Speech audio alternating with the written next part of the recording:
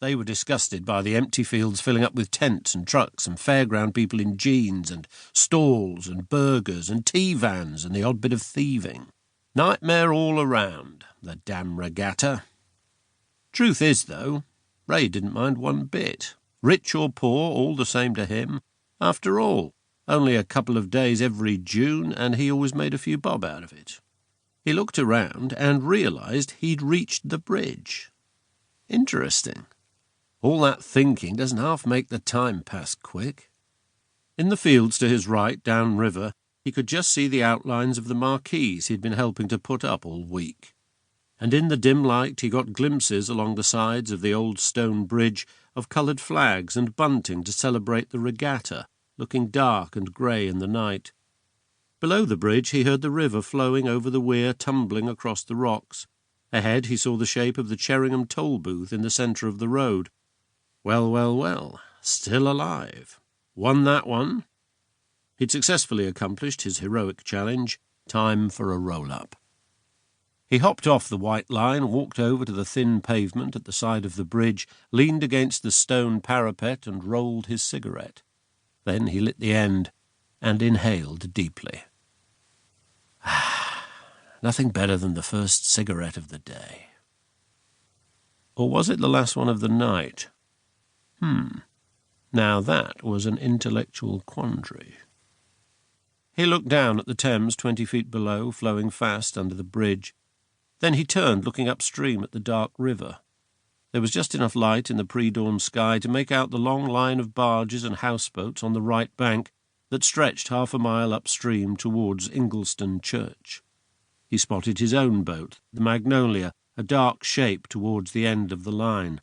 No lights on any of the boats, everyone fast asleep. Lucky buggers.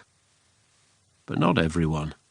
He caught a flicker of movement on the black water up near the Magnolia. He screwed up his eyes to see more clearly. What was it? A bit of flotsam?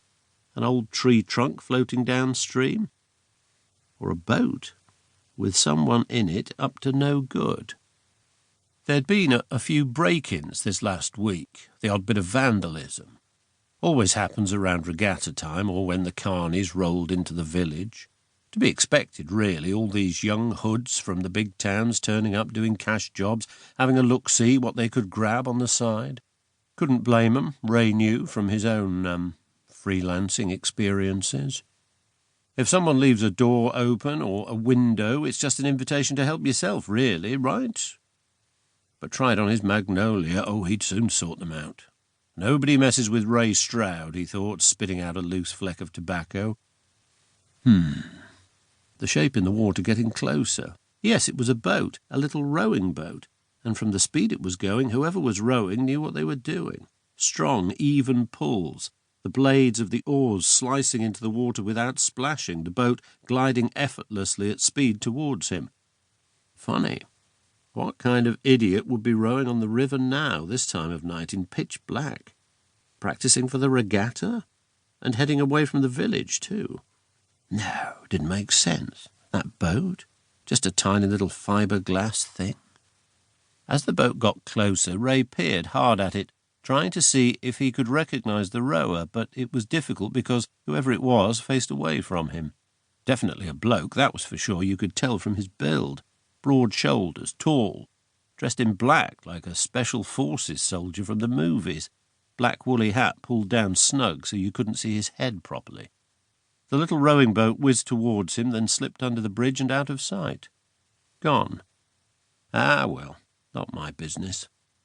Ray knew that if he crossed the bridge to the other side and looked down, he'd get a good look at the fellow's face. But, hell, he needed to get home to the Magnolia, have a nice cup of tea, grab some much-needed shut-eye. He flicked the stub of his roll-up into the river, then headed over the bridge and down onto the riverbank. By the time Ray reached his barge, there was just a hint of light in the sky, dawn on its way, but with most of the sky still black. He climbed on board and unlocked the little wheelhouse. God, he knew he had to be up by 7 to join a gang digging drainage for the main beer tent. 3 hours sleep. Yeah, no problem. He got the door open and started to go down when a movement on the river caught his eye again. His first thought, "It's the rower coming back." But no, this was no tiny rowing boat. This was bigger. He walked to the edge of the deck to get a better view. 20 feet long, tall, white, state-of-the-art, and definitely posh. The boat, a yacht, glided by, heading downstream. Nothing that unusual in the height of summer. But this boat had no lights on. The engine wasn't even running.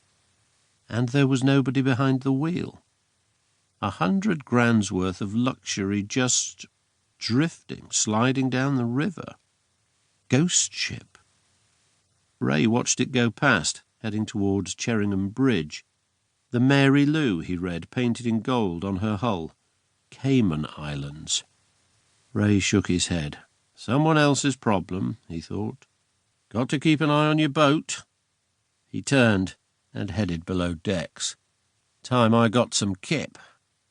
And he shut the wheelhouse door behind him and promptly forgot all about the 2 boats. Chapter 2. A Real Mystery. Jack slid the bacon and fried eggs out of the pan onto his plate, then topped the lot with a toasted bagel and headed out of the little galley of the Grey Goose and up the steps onto the sunlit deck. Bit of a splurge for the arteries, eggs, bacon, but once a week wouldn't hurt. "Come on, Riley," he said to his Springer. But Riley didn't need telling when there was the chance of a bit of that bacon to be had, and the dog bounded after him. Although still early, the sun was already hot, and in his bare feet Jack could feel the warmth in the wooden deck. He put the plate down on his shiny new garden table next to the butter and jam and hoisted the deck's sunshade. Then a gentle press of the cafetiere, and he poured his coffee into a big French cup he'd picked up when he'd toured Normandy last week in his little sports car. 70 years later, and looking at the beaches, the lines of crosses, knowing that it wasn't just the gusty wind in his face that made him tear up. He could see Riley sitting patiently now to one side of the table. Jack took a sip of coffee and relished the view. Up and downstream the other barges and boats were all decked out like the Goose in red, white and blue flags, the Cherringham Regatta colours. His own NYPD pennant from back home flew proudly from the top of the little flagpole at the stern, and in the far distance on the other side of the bridge he could just see the tops of the marquees where most of the regatta events would take place. A long, straight stretch of river with solid banks and open access lay on the far side of that bridge, perfect for the racing and the festivities to come at the weekend. Better than this meandering section upriver where the barges were moored nose to tail. He took a mouthful of egg, then opened the Cherringham Times, the most old-fashioned newspaper he'd ever read outside a museum, and started to search for the regatta schedule. This is the life, Jack Brennan, he thought. For a moment he had a pang of wishing there was someone to share this moment with, and not just someone, his Catherine. But he had got good at pushing those thoughts away, and he took another forkful of bacon and eggs and did his best to think of something else. A weekend on the river, sunshine forecast for 5 days, no chores, no worries. The only hard work he had was to figure out which events he'd watch, where he'd have lunch, and which bar he'd head to in the evenings. Does it get any better? From his experience last year, he'd figured where the different crowds hung out. Old money tended to party in the grand houses downstream, whose wide lawns reached down to the Thames, or aboard the floating gin palaces, which moored up below them. The real boaties, though, headed up to the Angel, where last year, rumour had it, they'd drunk the place dry. No easy feat, that. Meanwhile, folks lower down the social scale, and Jack happily placed himself there, congregated up at the Ploughman's or in the beer tent by the bridge. Suited him just fine. Jack finished his plate and laid it on the floor next to Riley for its pre-wash before going in the dishwasher.